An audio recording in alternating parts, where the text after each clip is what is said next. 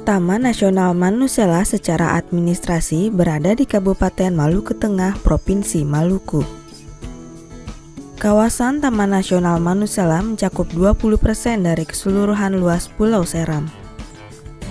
Untuk mencapai Taman Nasional Manusela dapat ditempuh dengan menggunakan penerbangan dari Jakarta menuju Ambon. Kemudian dilanjutkan dengan menggunakan speedboat selama 1,5 jam menuju Masohi. Dari Masohi menuju Taman Nasional dapat ditempuh dengan 2 rute, yaitu rute pantai utara dan rute pantai selatan.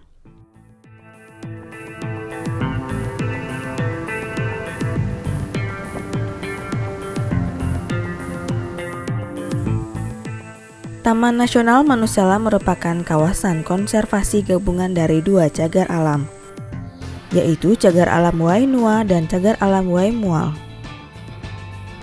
Kemudian wilayahnya diperluas dengan tambahan hutan lindung dan hutan produksi yang ada di sekitarnya menjadi 189.000 hektar dengan nama Taman Nasional Wainua dan Waimual. Dengan SK Menteri Kehutanan Nomor 281 KPTS 6 1997, nama Taman Nasional Manusela ditetapkan oleh pemerintah.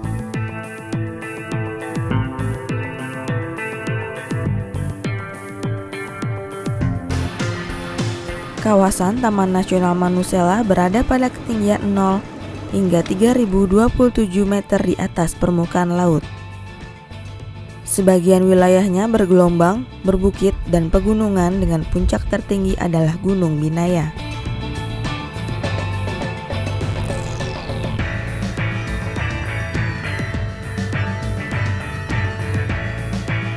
Taman Nasional Manusela kaya akan flora dan fauna.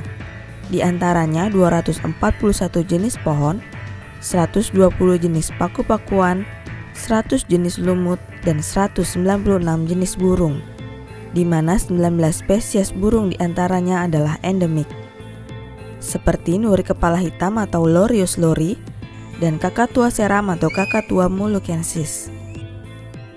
Kakatua seram keberadaannya terancam punah di alam akibat dari perburuan liar, perusakan, dan penyusutan habitat. Selain itu juga ditemukan kupu-kupu langka yaitu kupu-kupu Goliath atau Ornithoptera Goliath.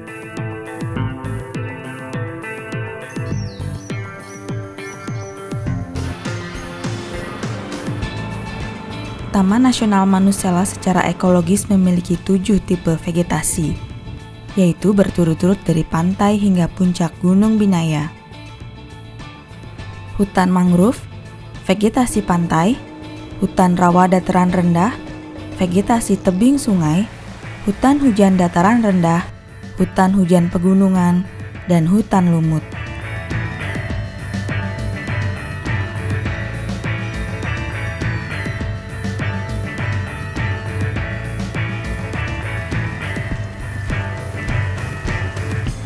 Dengan luas 189.000 hektar, topografi berupa pantai hingga pegunungan, pihak Balai Taman Nasional memiliki kesulitan dalam menjaga dan melindungi sumber daya alam yang ada.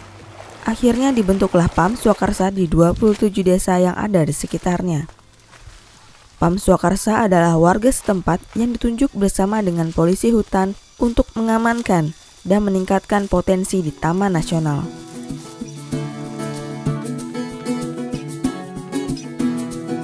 Taman Nasional ini dengan luas 189.000, topografi yang mulai dari pantai sampai gunung, lebih kurang 27 desa yang ada di sekitar kawasan.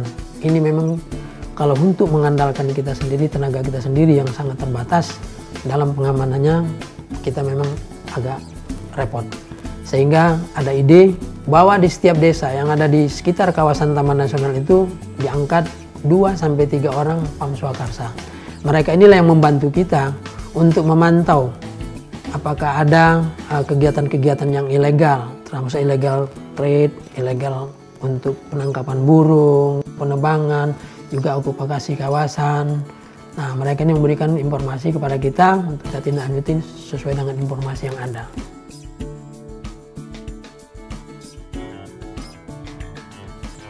Saya sudah 5 tahun, Pak. Ya, kita semua kan menjaga Taman Nasional ini. Taman Nasional ini untuk kita semua, yaitu pemerintah bikin ini untuk masyarakat, dari masyarakat dan untuk masyarakat, dengan kita merusak ya, menjaga jangan sampai ada erosi, banjir ya toh, ya kita dapat musibah alam gitu. Nah ini hutan ini harus dijaga.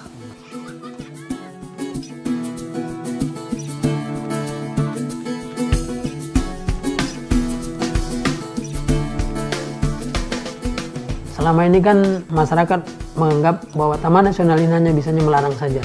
Sebenarnya tidak benar ya. Kita menyampaikan aturan-aturan yang ada. Dan bagi masyarakat yang sudah tinggal di sekitar kawasan itu, kita tidak melarang untuk mereka untuk beraktivitas ya. Artinya kalau mereka selama ini punya kegiatan dalam hal, katakan ada di sekitar Taman Nasional itu ada banyak damar ya. Jadi mereka kita bentuk dalam suatu MOU, dalam suatu kolaborasi, mereka diperkenankan untuk mengambil damar ini, memanen damar ini dengan aturan-aturan 3 bulan atau 6 bulan sekali. Kalau tidak ada kesepakatan ini, banyak orang yang mencuri lah, katakan begitu. Bisa dari Masohi, dari mana mereka dengan trek, itu langsung lepas saja orang di pinggir jalan langsung ambil damar. Tapi dengan ada kesepakatan ini berarti masyarakat nasional itu bebas. Jadi kalau dengan datangnya Taman Nasional, masyarakat lebih bagus. Juga bukan saja damar, tapi juga pemburuan, burung, itu kan secara liar. Mereka datang untuk curi begitu.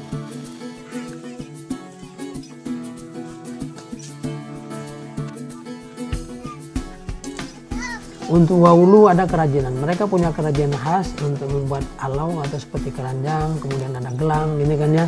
Ini kita datangkan dari dinas kerajinan untuk melatih mereka. Kemudian andai kata ada pameran, masyarakat yang bekerja kerajinan tangan ini kita bawa di pameran untuk mendemonstrasikan dan menjual alat-alat hasil kerajinan mereka.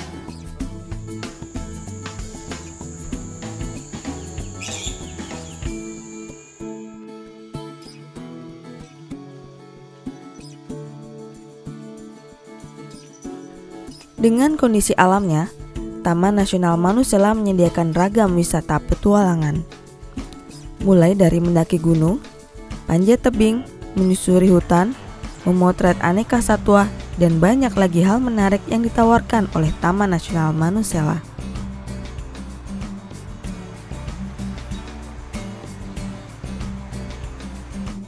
Selain itu, melihat langsung kehidupan sehari-hari penduduk asli juga merupakan wisata yang menarik. Musim kunjungan terbaik ke Taman Nasional Manusela adalah bulan Mei hingga Oktober.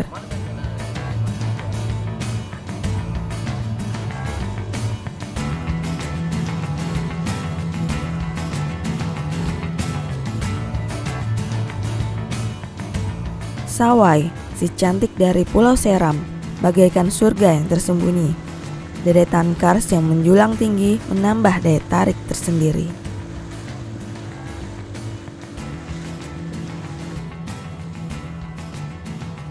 Tidak hanya lautnya yang indah, landscape meliputi kampung Sawai dan sekitarnya juga sangat menawan.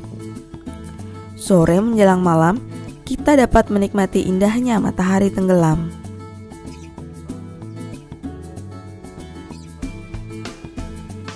Potensi wisata di Taman Nasional Manusela ini tidak kalah dengan taman nasional yang ada yang lainnya. Pantai ada tebing Sawai. Tebing Sawai ini menjadi daya tarik sendiri, tempat kedua yang terindah setelah Pulau Banda. Jadi adanya di tebing Sawai dan Saleman sana itu. Menjadi ikon kita juga untuk pendakian Binaya. View Binaya atau pemandangan sini, ini banyak hal yang unik, yang sangat menarik bagi teman-teman atau pendaki-pendaki gunung. Karena dia juga termasuk Seven Summit dalam pendakian Gunung Binaya ini. Jadi kalau kita mulai dari selatan atau dari utara, ini akan dimulai dengan berbagai macam ekosistem yang ada.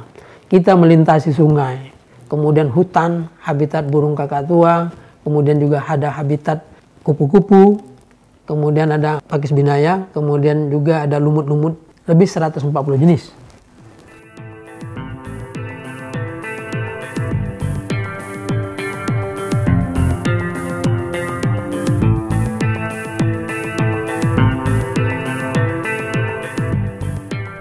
mencapai puncak Gunung Binaya yang mempunyai ketinggian 3027 meter di atas permukaan laut dapat ditempuh melalui dua jalur, yaitu jalur utara yang dimulai dari Roho dan jalur selatan yang dimulai dari Yaputih.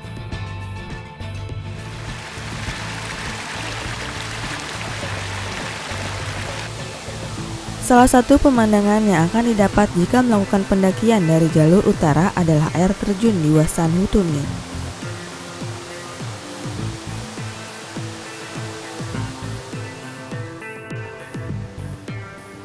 Sedangkan di jalur selatan terdapat mata air Nini Pala yang berwarna biru di Piliana.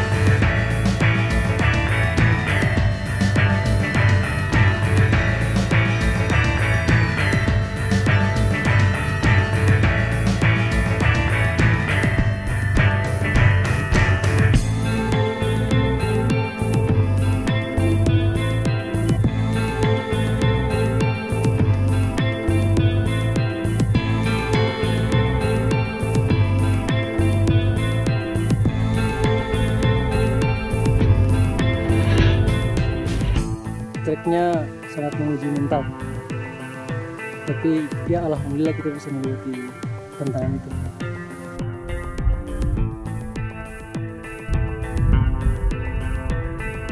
Kita punya gunung, kita punya pantai, kita punya tebing, kemudian kita punya air terjun juga, dan ini semua potensi ini kita kembangkan. Yang sedang kita galakkan adalah pendakian Binaya. Pendakian Binaya ini cukup menarik bagi teman-teman.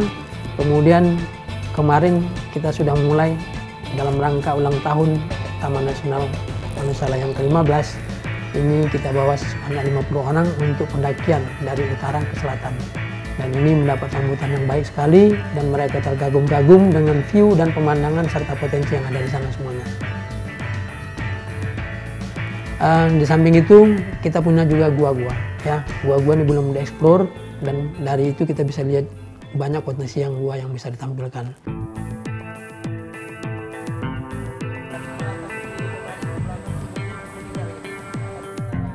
Saya mengharapkan Taman Nasional Manusela ini dapat mengikuti atau sejajar dengan kemajuan yang diperoleh taman-taman nasional yang lainnya.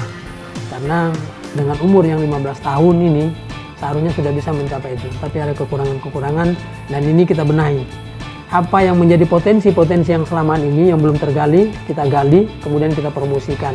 Dan harapan kami ini bisa terwujud dengan bekerja sama dengan masyarakat, dengan pemerintah daerah, ya, dan pemerintah provinsi, supaya Taman Nasional lebih kenal. Sehingga burung endemik yang ada 19 tadi, kemudian keunikan-keunikan flora fauna bisa dipertahankan dan dilestarikan.